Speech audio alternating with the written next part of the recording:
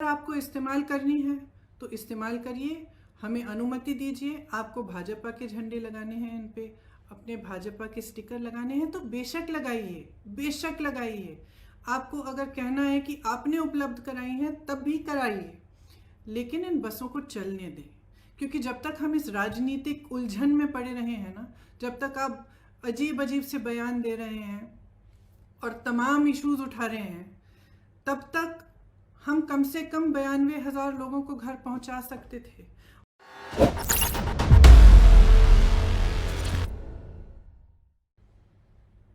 नमस्कार, मैं आप सबसे कुछ बातें करना चाह रही थी। देखिए, काफ़ी समय से हम देख रहे हैं कि हमारे प्रवासी भाई बहन भीषण परिस्थितियों में, कड़ी धूप में, बगैर खाए पिए पैदल अपने गांव की ओर चल रहे हैं। ये लोग देश भर से आ रहे हैं, कोई गुजरात से आ रहा है। कल मैंने एक वीडियो देखा, एक लड़का जम्मू कश्मीर से चलकर सहारनपुर तक गया और उसको आगे बिहार तक जाना था। इसी तरह से आप सब ने देखा कि कई बहनें गर्भवती हैं, गर्भवती होते हुए 6 घंटे 8 घंटे कड़ी कड़ी धूप में चल रही हैं। कुछ लोग अपने बच्चों को गोद में लेके जा रहे हैं, कुछ टूटी हुई साइकिलों पर जा रहे हैं। एक और वीडियो मैंने देखा कि एक दादी दादा अपने पोती पोतों को उठाकर, इस तरह से दादाजी उनको उठाकर एक झूला सा बनाया था, उसमें उनको रख के उठाकर चल रहे थे। अब हम सबको अपनी जिम्मेदारी समझनी पड़ेगी।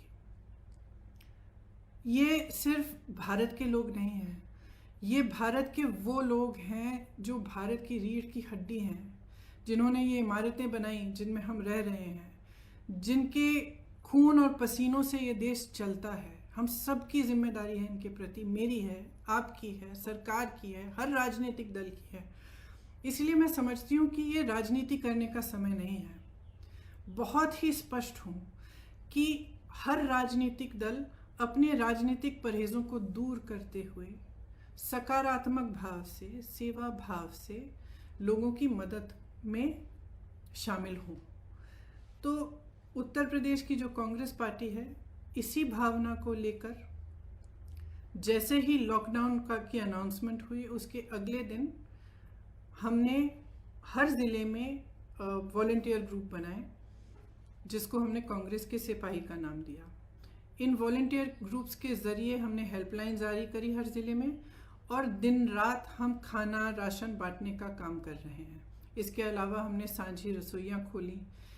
उसके अलावा हमने हाईवे के टास्क फोर्स बनवाए, जो हाईवे पे जो चल रहे हैं उनकी मदद के लिए है। तो तमाम ऐसे कार्य हमारे बड़े से बड़े लीडर और हमारे ग्रामीण स्तर के कार्यकर्ता, हमारे ज़िला स्तर के कार्यकर्ता अपने ही साधनों से ये काम दिन रात कर रहे हैं। और इस काम के ज़रिए हमने अब तक 67 लाख लोगों की मदद की है। उसमें से 60 लाख के करीब उत्तर प्रदेश में ही हैं और 7 लाख लोग ऐसे हैं जो उत्तर प्रदेश के बाहर फंसे हुए थे, जिनको खाना राशन की ज़रूरत थी और जिनका वापस आने के लिए हम कोऑर्डिनेशन कर रहे हैं। हमारी एक सेंट्रल हेल्पलाइन भी है, उसके ज़रिए भी हम लगातार दिन रात कोऑर्डिनेशन करते हैं। तो हम मदद करना चाह रहे हैं। हमारी भावना शुरू से सकारात्मक रही है और सेवा का भाव हो रहा है। इसी भाव से हमने अपने सुझाव मुख्यमंत्री जी को दिए और सकारात्मक रूप से ही दिए कि देखिए, आपको ठीक लगे तो आप ये चीज़ें कर लीजिए। जहाँ जहाँ हमें लगा कि वो कुछ अच्छा कर रहे हैं, हमने उनकी तारीफ भी की, हमने उसका स्वागत किया, उन कदमों का स्वागत भी किया। कुछ समय से हम कह रहे थे कि यूपी रोडवेज़ की जो बसें हैं उनको प्रवासी भाई बहनों के लिए उपलब्ध करा दीजिए, ताकि उनको जो पैदल चल रहे हैं वो बसों में बैठकर बसों में बैठकर सुरक्षित तरह से अपने घर गांव पहुंच पाए। तो हम काफ़ी समय से ये सुझाव दे रहे थे, ये मांग कर रहे थे। जब एक दिन कई हादसे हुए, कई एक्सीडेंट हुए और हमने देखा कि यूपी की रोडवेज़ की जो बसें हैं वो अभी भी सक्रिय नहीं हुई हैं, तो हमने एक मुख्यमंत्री जी को एक चिट्ठी लिखी कि हम हज़ार बस को उपलब्ध करेंगे। गाज़ियाबाद और नोएडा बॉर्डर पर हम इन बसों को रोक देंगे और आप अगर अनुमति देंगे इसके संचालन के लिए, तो जो प्रवासी भाई बहन दिल्ली और एनसीआर क्षेत्र से चल रहे हैं उनको हम इन बसों में बिठाकर अपने घर तक पहुंचा देंगे।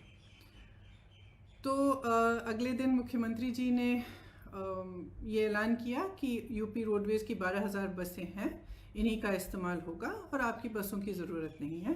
तो हमने 17 तारीख को सुबह 500 बसें गाज़ियाबाद में खड़ी की थी, हमने उनको वापस भेज दिया। अगले दिन उनसे एक और चिट्ठी मिली कि आप अपनी लिस्ट दे दीजिए और 1000 बस की आप लिस्ट दे दीजिए, उसमें चालक का नाम होना चाहिए, परिचालक का नाम होना चाहिए, फिटनेस सर्टिफिकेट वगैरह सब कुछ आदि होना चाहिए, ये हमारे पास पहुंचा दीजिए। तो हमने उनको धन्यवाद दिया कि आपने हमें अनुमति दी है बसों को चलाने के लिए, आपको हम लिस्ट उपलब्ध कर देंगे। तो 4-5 घंटों बाद हमने वह लिस्ट उपलब्ध कर दी। फिर 11:30 बजे रात को उनसे एक और चिट्ठी मिली कि आप अपनी 1000 बसें लखनऊ पहुंचा दीजिए कल सुबह 10 बजे। तो इसमें हमने कहा कि देखिए, हमारी बसें खाली दिल्ली से लखनऊ जाएंगी। इन बसों का मकसद ही ये था कि गाज़ियाबाद और नोएडा से, एनसीआर क्षेत्र से जो चल के जा रहे हैं उनको हम बिठाकर उत्तर प्रदेश के गांव और ज़िलों में ले जाएं। तो इन बसों का लखनऊ तक खाली चलना तो पूरे मकसद को ही ख़त्म कर देता है। तो हमने उनसे ये सुझाव दिया कि देखिए, हम गाज़ियाबाद नोएडा में इन बसों को तैयार रख लेंगे, आप परमिट दे दीजिएगा। फिर ये पूरा राजनीतिक सिलसिला शुरू हुआ कि आप हमें परमिट दे रहे हैं, लिस्ट दे रहे हैं, लिस्ट में कुछ गलत नाम है, जो भी है।